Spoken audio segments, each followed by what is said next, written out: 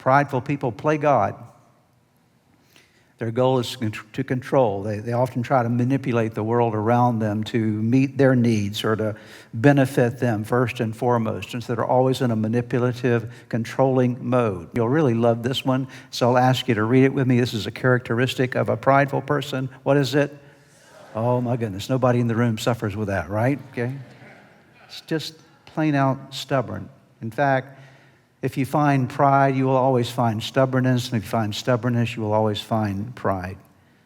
And stubbornness is really all about refusing to admit, refusing to own, refusing to acknowledge, refusing to change. Stubborn people don't want to admit when they're wrong. They don't want to admit that they need to change. They project their problems onto other people. They project their conflicts onto other people. It's always somebody else's fault. They're never at fault. They never really own up to the responsibility of their actions and their attitudes. Why? Because, again, they're too stubborn to do so. And the last one I will mention, prideful people are judgmental. Judgmental toward other people, contemptuous and judgmental of other people.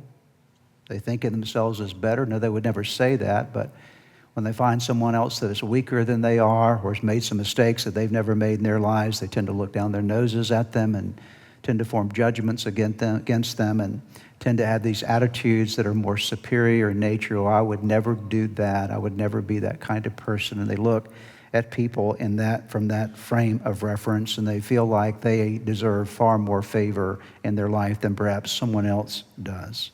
Now, if we were to go back and review all 8 of those words that I just gave you a moment ago, or words that I gave you a moment ago, would you agree with me that it's quite obvious that this kind of life is not very fun?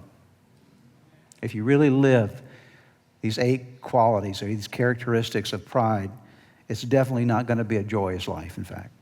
Because living for me, myself, and I obviously creates misery in our lives. And I would ask you tonight, as you and I are thinking about the pathway to joy, we have to be honest with ourselves and ask ourselves the question, do we see any signs of pride in our life? Because pride is the mother of all sin, and sin will always drain joy from your life. Could pride be draining joy from your life?